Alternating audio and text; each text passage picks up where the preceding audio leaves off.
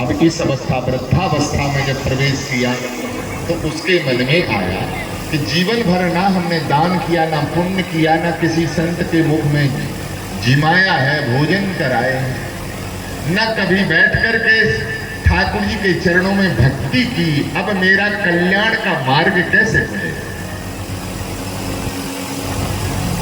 तो संतों के मुख से बणिक ने यह संवाद सुना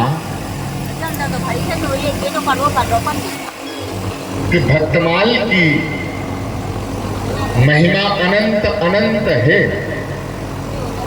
भक्तमाल की महिमा अनंत है। जो भक्तमाल को अपने गले में धारण करते हैं, भक्तमाल को अपने कंठ में धारण करते हैं, धोखे से भी उनकी मृत्यु हो जाए तो उनके कल्याण का मार्ग सहज खुल जाएगा। ध्यान दीजिए, बणिक ने ये सुना कि भक्तमाल की अनंत महिमा है, तो मरते समय यदि भक्तमाल की पोथी हम अपने हृदय में धारण कर लेंगे तो हमारे कल्याण में कोई संशय नहीं रहेगा, हमारा मार्ग खुल जाएगा। ये बणिक के मन में विचार आया, भाव आया, ना मेरी भक्ति है, ना मेरा पुण्य है, ना ही मेरा कोई ऐसा कर्म है, फिर ये भक्तमाल की पोथी कहाँ मिलेगी? भक्तमाल की पोथी कोई मार्केट की वस्तु तो उस काल में थी नहीं। आज से 350 साल पूर्व ग्रंथ होते तो वो भी 1-2 ग्रंथ, हस्तलिखित ग्रंथ,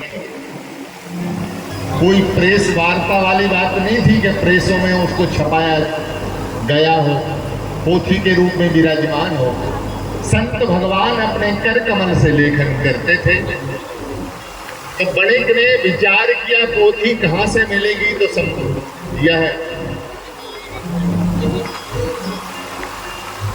मन में आया कि पोथी वृंदावन से मिलेगी। और किसी संत ने बताया यदि तुम्हें भक्तमाल चाहिए तो श्री प्रियादास जी महाराज के पास चले जाओ, प्रियादास जी की कृपा हो जाएगी तो तुम्हें भक्तमाल की पोथी अवश्य वो मिल जाएगी। अब इसके मन में तो ये था कि मेरे कल्याण का मार्ग भक्तमाल की पोथी है, भक्तमाल है, मरते समय अपने हृदय में हम धारण कर लेंगे, हमारा कल्याण हो जाएगा। ये पूर्ण विश्वास था। और श्री प्रियादास जी के चरणों में बणिक गया है, जाकर के उसने प्रार्थना की, बोले प्रभु मैंने सुना है कि आप भक्तमाल की कथा का लेखन करते हैं, आप कृपा करके भक्तमाल की पोथी हमें प्रदान कर दीजिए।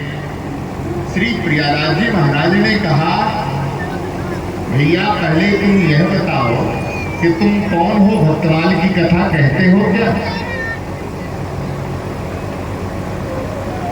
भगत ने कहा, बणिक ने कहा, महाराज हमें ना कथा कहना आता है, ना कथा सुनना आता है। जीवन में ना हमने कथा कही है, ना जीवन में कथा सुनी है। तो प्रियादास जी महाराज ने कहा, फिर तुम पोथी का लेखन करा के क्या करोगे? तब बणिक ने हाथ जोड़ करके विनती की, उन चरणों में श्री प्रियादास जी महाराज से कहा, प्रभु मैंने सुना है कि श्री भक्तमाल की अनंत अनंत महिमा है, और भक्तमाल जिसके घर में विराजमान होती है उसके घर में सतयुग, त्रेता, द्वापर और कलयुग, सतयुग, त्रेता, द्वापर और कलयुग, चारों युगों के संत उसके घर में विराजमान। भक्तमाल की पोथी जिसके घर में विराजमान है, चारों युगों के संत उसके घर में विराजमान है। किसके रूप में? वाणी के रूप में, पोथी के रूप में। तो मेरे मन में आया कि इससे सहज कल्याण का मार्ग कोई दूसरा नहीं हो सकता। जीवन भर महाराज हमने संसार के कर्म किए हैं,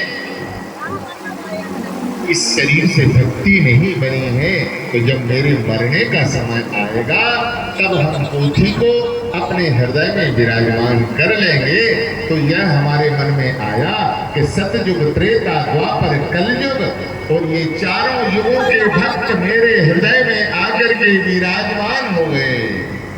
और यह संतोष करके हमारे प्राण निकलेंगे। इतना सुनते ही प्रियादास जी महाराज के नेत्र सजल हो गए। ऐसी श्रद्धा तेरी पोथी में, भक्तमाल के चरणों में इतनी बड़ी श्रद्धा है, अब तो तेरे कल्याण में कोई संशय नहीं है, तेरा कल्याण हो जाएगा। उस बणिक को कहा, भैया हम जरूर पोथी का लेखन करेंगे। तो समय अनुसार श्री प्रियादास जी महाराज ने, चरित्र में आया है कि अपने कर कमल से पोथी लिख करके बणिक को प्रदान की है। बणिक ने अपने घर में ला करके पोथी को विराजमान कर दिया और पोथी को विराजमान करने के बाद रोज इनकी आरती, इनका भोग, पोथी का भोग ठाकुर जी का लगाना, भक्तमाल की पोथी का भोग लगाना, नित्य आरती करनी, अर्चना वंदना पूजा करना शुभारंभ कर दिया। चरित्र में आया है कि अब उसके अंत समय आया और उसका जब अंत समय आया है तब क्या देखा उसने? उस समय यम के दूत प्रकट हो गए। ध्यान दीजिए प्रसंग के ऊपर। प्रथम पहले पोथी विराजमान है घर में, सिंहासन में पोथी विराजमान है, लेकिन जब उसके बणिक के मरने का समय आया तो उसके, क्योंकि जीवन भर पाप कर्म किए थे, किसी संत को भी नहीं जिमाया, जीवन में कभी एक माला भी नहीं जाप किया, कोई भी भक्ति संबंधी कार्य उसके शरीर से बना नहीं है, तो पापी को लेने के लिए तो यमराज के दूत ही आते हैं। और उस समय यम के 4 दूत प्रकट हो गए, गले में फांसी का फंदा डाला है और फांसी का फंदा डाल करके हंटरों की मार मारते हुए यम के दूत मार मार करके उसको घसीट करके यमपुरी ले जाना चाहते हैं। और उस समय मरता क्या नहीं करता। अब देखिए, ध्यान दीजिए, चरित्र में आया है कि जब यमराज के दूतों ने गले में फांसी का फंदा डाल दिया तो उसने चारों तरफ दूतों को देखा विकराल भेष है इनका, और रोने लगा, बचाओ बचाओ बचाओ बचाओ की आवाज करने लगा। लेकिन परिवार वाला कौन सुनने वाला हो? आवाज को सुनकर के उसके चारों लड़के आ गए सामने। पिताजी क्या हुआ, पिताजी क्या हुआ, पिताजी। तब तक उस बड़े की दृष्टि जो है ना,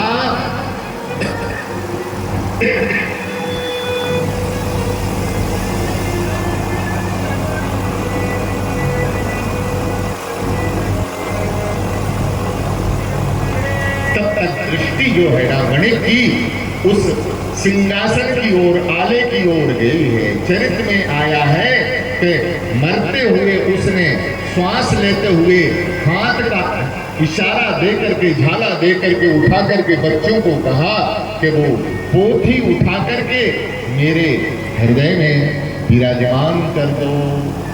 ये कह रहा वो मरता हुआ पिता।